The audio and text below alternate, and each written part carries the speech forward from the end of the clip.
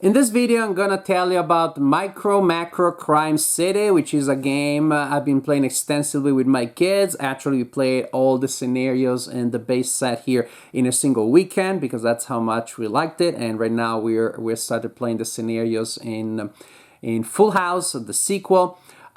This game won the Spiel last year, so probably you have heard about it if you are interested in games at all. So why would I be making a video review now? Well, first, because I love the game and I want to share the passion with you. Second, maybe you can't get enough of my charming accent. So very reasonable motivation for you to be here.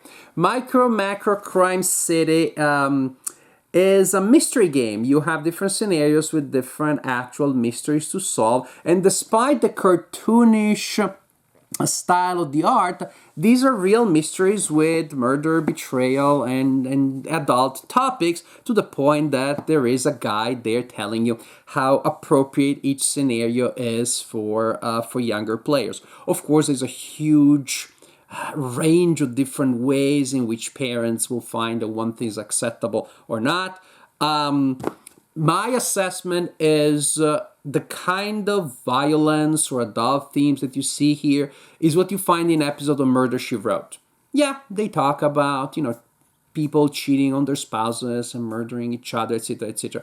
And it's kind of that level of violence, and it's kind of the level of treatment. If your kids watch Murder, She Wrote, I think they can handle this.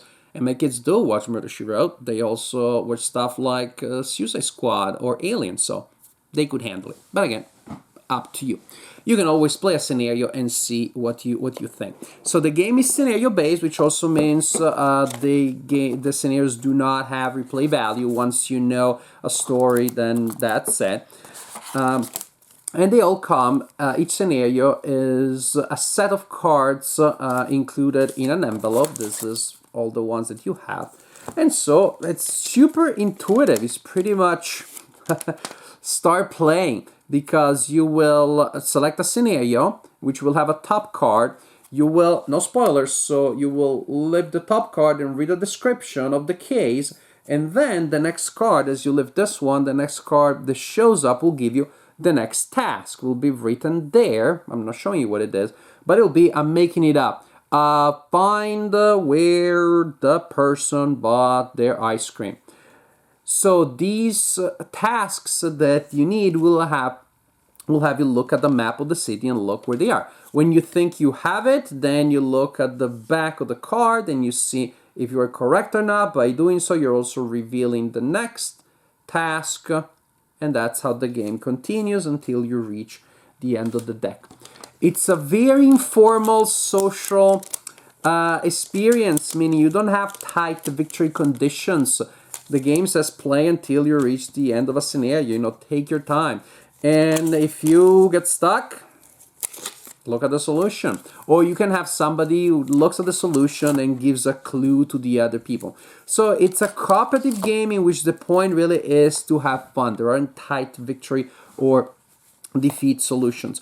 Conditions. And, of course, what takes the headlines here is the board, so to speak, the play area, which is a ginormous paper map representing the area of the city where all of these crimes are taking place, have taken place, will take place, will have taken place, because you will see the same characters represented multiple times in different situations. So, for example, if you see a character has been murdered in a location on the board, and the task is where was that person before, you will see images of the person. I'm pointing fictionally. I don't want to give any spoilers. Maybe the person was here. Then you look back and you see that the person was here. So this represents an earlier time. And this represents an earlier time. And the person got on their card there. And then you follow where they come from. So the location shows you, the map shows you a lot of people, very tiny illustrations of people are representing different times and interweaving all of these stories together. Which means as you are solving a story, you get a sense, oh, there are two people trading money or hugging or doing something else here. Maybe this will be part of a later story. Maybe it won't. What can I say? Richard Scurry was right. Actually, I remember when my kids were very little, we were playing a game, another cooperative game. Now the title escapes me, which was a board full of little details with those cute anthropomorphic Richard Scurry kind of animals doing a lot of stuff, and you were cooperating to find details. So basically, it's like the version of that game here with fewer rules, more about the experience, and with more people murdering each other. Where's Waldo with more story? It's an incredible idea. It's one of those things like, oh, in retrospect, it was so easy. Why didn't I think about it? I looked at Waldo books for decades now. I never thought that I could create a complex, satisfying murder narrative around those.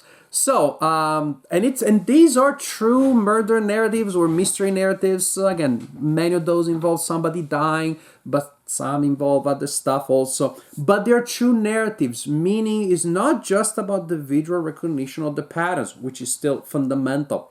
You have to really think of the cases like real mysteries, like real stories. Sherlock Holmes consulting detectives kind of style. That is a game that is paragraph based. You look at those sections of text and you're looking for clues, but then again, you're thinking about that as a natural story world. And so do you here, because when you find a visual pattern, or the person was there, you do have to think about the psychology. Why was the person upset? What was the person trying to do? What would the person do in that context? You're truly reconstructing stories and figuring out the solution to different mysteries. And to me, that was what elevated it. When I first heard about the game, pattern recognition, all this image full of cute little things, it seemed super interesting. But maybe it took me a while to actually decide to pick it up and try, because I thought it was just about pattern recognition. When it became about actual storytelling, meaning a game that tells you actual stories, I was hooked, and I'm so happy that I did. And I'm telling you, my kids are just equally hooked.